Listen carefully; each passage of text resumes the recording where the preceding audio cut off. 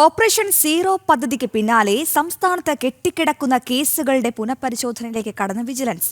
ഒരു മാസത്തിനകം തന്നെ കേസുകളുടെ തൽസ്ഥിതി അറിയിക്കാനാണ് വിജിലൻസ് വകുപ്പ് ബന്ധപ്പെട്ട ജില്ലാ ആസ്ഥാനങ്ങളിലേക്ക് നൽകിയിരിക്കുന്ന നിർദ്ദേശം. വിവരങ്ങൾ നൽകാൻ KB ശ്യാമപ്രസാദ് തലസ്ഥാനത്ത് നിന്നും ചേരുന്നുണ്ട്. ശ്യാം, വെരി ഗുഡ് മോർണിംഗ്, സുപ്രഭാതം, നല്ലൊരു ദിവസം നേരുകയാണ്. അങ്ങനെ ഒരു ഓപ്പറേഷൻ സീറോയ്ക്ക് പിന്നാലെ ഒരു അടുത്ത കടമ്പയിലേക്ക് കടക്കുകയാണ് ചെന്നിത്തലയുടെ നേതൃത്വത്തിൽ. എന്തൊക്കെ കാര്യങ്ങളാണ്? അതായത് കെട്ടിക്കിടക്കുന്ന ഫയലുകളെല്ലാം പുനഃപരിശോധിക്കാൻ ഒരുങ്ങുകയാണ്. അപ്പോൾ ചുവപ്പ് നാട അഴിക്കാൻ പോകുന്നു എന്ന ഒരു ശുഭപ്രതീക്ഷയാണോ നമുക്കുള്ളത്? എങ്ങനെ നോക്കിക്കാണാം ഈ തീരുമാനത്തെ? എത്ര ദിവസത്തിനകം ഈ റിപ്പോർട്ട് നൽകണമെന്നാണ് വിജിലൻസ് ഇപ്പോൾ പറയുന്നത്? ശ്യാം.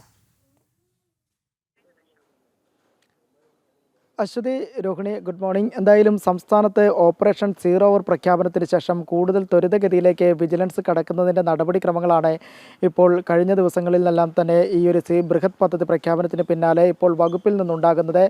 എന്തായാലും നിലവിൽ സംസ്ഥാനത്ത് കെട്ടിക്കിടക്കുന്ന വിജിലൻസ് കേസുകളിൽ ഒരു പുനരന്വേഷണവും ഒപ്പം തന്നെ പ്രധാനപ്പെട്ട കേസുകൾ ഏതൊക്കെയെന്ന് തരംതിരിച്ച് നൽകാനുള്ള ജില്ലാ ആസ്ഥാനത്തേക്ക് ബന്ധപ്പെട്ട വകുപ്പ് മേധാവികൾക്ക് ഇത് സംബന്ധിച്ചുള്ള നിർദ്ദേശങ്ങളെല്ലാം കഴിഞ്ഞ ദിവസം തന്നെ നൽകിക്കഴിഞ്ഞിരിക്കുന്നു. എന്തായാലും ഓപ്പറേഷൻ സീറോ ഓവറിന് ശേഷം അടിമുടി ക്ലീൻ എന്ന രീതിയിൽ തന്നെയാണ് വിജിലൻസ് ഇപ്പോൾ മുന്നോട്ട് നീങ്ങുന്നത്. ഈ കേസുകൾ ഏതൊക്കെയാണ്, എത്ര വർഷമായി ഇത്തരത്തിൽ കേസുകൾ എടുക്കാതായിട്ട്, ഇത്തരത്തിൽ കോടതിയിൽ കെട്ടിക്കിടക്കുന്ന കേസുകൾ എത്ര, ഇങ്ങനെ തരംതിരിച്ച് നൽകണമെന്നാണ് പ്രധാനപ്പെട്ട നിർദ്ദേശം സംസ്ഥാന ഓഫീസിൽ നിന്ന് ജില്ലാ ഓഫീസുകളിലേക്ക് കൈമാറിയിരിക്കുന്നത്. പ്രധാനമായും വിജിലൻസ് കേസുകൾ കെട്ടിക്കിടക്കുന്ന കോടതികൾ കൂടുതലായുള്ള ആ കേസുകളുടെ എണ്ണം എത്രയാണെന്ന് നിശ്ചിത സമയപരിധി നൽകിയിട്ടുണ്ട്. അതിനുള്ളിൽ തന്നെ ഈ വിജിലൻസ് കേസുകളുടെ എണ്ണവും ഇതിൻ്റെ നിലവിലുള്ള സ്റ്റാറ്റസും അറിയിച്ചുകൊണ്ട് റിപ്പോർട്ട് നൽകാൻ തന്നെയാണ് ജില്ലാ ആസ്ഥാനങ്ങളിലേക്ക് സംസ്ഥാന ഓഫീസിൽ നിന്ന് കൈമാറിയിരിക്കുന്ന നിർദ്ദേശവുമെല്ലാം തന്നെ. എന്തായാലും ഓപ്പറേഷൻ സീറോ ഓവറിന് ശേഷം അടിമുടി നവീകരണം എന്ന രീതിയിൽ തന്നെയാണ് വിജിലൻസ് വകുപ്പ് മുന്നോട്ട് പോകുകയും ചെയ്യുന്നത്.